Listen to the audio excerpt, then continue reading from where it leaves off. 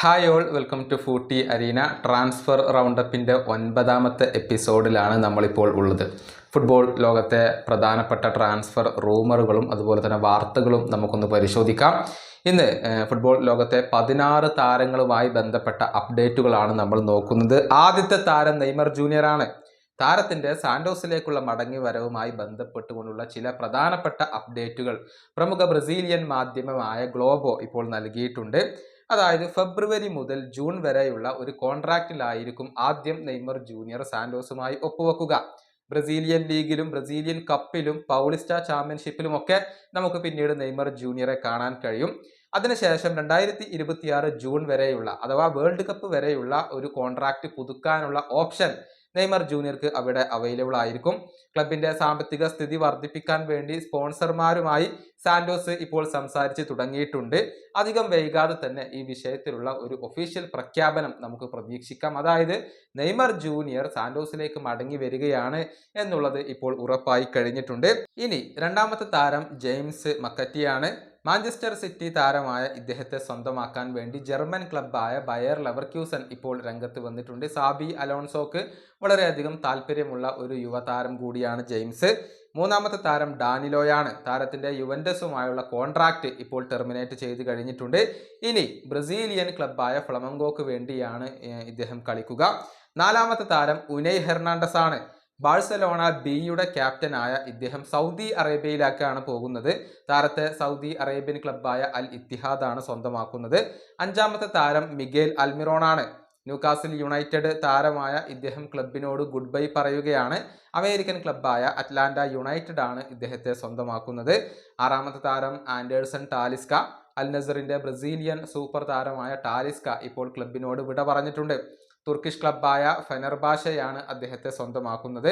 ഏഴാമത്തെ താരം അൻസു ഫാറ്റിയാണ്. ഫാറ്റിയുമായി ബന്ധപ്പെട്ടുകൊണ്ട് ഒരുപാട് റൂമറുകൾ ഈയിടെ പ്രചരിച്ചിരുന്നു. എന്നാൽ ഈ താരം ക്ലബിനകത്ത് തുടരാനാണ് ആഗ്രഹിക്കുന്നത് എന്ന കാര്യം ബാഴ്സയുടെ പരിശീലകനായ ഹാൻസി ഫ്ലിക്ക് ഇന്നലത്തെ മത്സരത്തിന് ശേഷം സ്ഥിരീകരിച്ചു കഴിഞ്ഞിട്ടുണ്ട്. അതുകൊണ്ട് തന്നെ ഫാറ്റി ഈ ജനുവരിയിൽ ക്ലബ്ബ് വിടാൻ സാധ്യതയില്ല. എട്ടാമത്തെ താരം എറിക് ഗാർഷ്യയാണ്. ബാഴ്സയുടെ പ്രതിരോധ നിര താരമായ ഇദ്ദേഹം ക്ലബിനകത്ത് തന്നെ തുടരും എന്നത് ഉറപ്പായി കഴിഞ്ഞിട്ടുണ്ട്. കോമോയും അതുപോലെ തന്നെ ജിറോണയും താരത്തിന് വേണ്ടി ശ്രമങ്ങൾ നടത്തിയിരുന്നു, പക്ഷെ അത് ഫലം കാണാതെ പോയിട്ടുണ്ട്. ഒൻപതാമത്തെ താരം ഹംസ ചൗധരിയാണ്. ലെസ്റ്റർ സിറ്റി താരമായ ഇദ്ദേഹം ക്ലബ്ബ് വിടുകയാണ്. ഷെഫീൽഡ് യുണൈറ്റഡ് ആണ് ഇപ്പോൾ ഹംസ ചൗധരിയെ സ്വന്തമാക്കുന്നത്. പത്താമത്തെ താരം പൗലോ ദിബാലയാണ്. ഈ അർജന്റീൻ താരത്തിന്റെ കോൺട്രാക്റ്റ് ഇപ്പോൾ ഓട്ടോമാറ്റിക് ആയിക്കൊണ്ട് പുതുക്കപ്പെട്ടിട്ടുണ്ട്. ജൂൺ 2026 വരെയാണ് പുതിയ കോൺട്രാക്റ്റ് ഉള്ളത്. പക്ഷെ അദ്ദേഹത്തിന്റെ റിലീസ് ക്ലോസ് ഇപ്പോഴും അവിടെ തുടരുന്നുണ്ട് എന്നുള്ളതാണ്. അതായത് വരുന്ന സമ്മറിൽ 12 മില്യൺ റിലീസ് ക്ലോസ് നൽകി കഴിഞ്ഞാൽ ഏത് ക്ലബിന് വേണമെങ്കിലും പൗലോ ദിബാലയെ സ്വന്തമാക്കാം എന്നുള്ളതാണ്. 11ാമത്തെ താരം ക്രിസ്റ്റഫർ എങ്കുങ്കു ആണ്. ഈ ചെൽസി താരം മാഞ്ചസ്റ്റർ യുണൈറ്റഡിലേക്ക് എത്താനുള്ള സാധ്യതകൾ വർദ്ധിച്ചു എന്ന കാര്യം പല മാധ്യമങ്ങളും ഇപ്പോൾ റിപ്പോർട്ട് ചെയ്തിട്ടുണ്ട്. 12ാമത്തെ താരം അലജാൻഡ്രോ ഗർനാച്ചോയാണ്. ഈ താരത്തെ സ്വന്തമാക്കാനുള്ള ശ്രമങ്ങൾ ഇറ്റാലിയൻ ക്ലബ്ബായ നാപ്പോളി ഇപ്പോഴും തുടരുകയാണ്. അധികം വൈകാതെ തന്നെ മറ്റൊരു ഓഫർ കൂടി താരത്തിന് വേണ്ടി നാപ്പോളി മാഞ്ചസ്റ്റർ യുണൈറ്റഡിന് നൽകിയേക്കും എന്നാണ് റിപ്പോർട്ടുകൾ ഇപ്പോൾ ചൂണ്ടിക്കാണിക്കുന്നത്.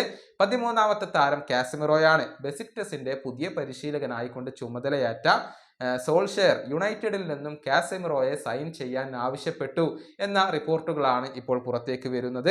14ാമത്തെ താരം നിക്കോ വില്യംസ് ആണ്.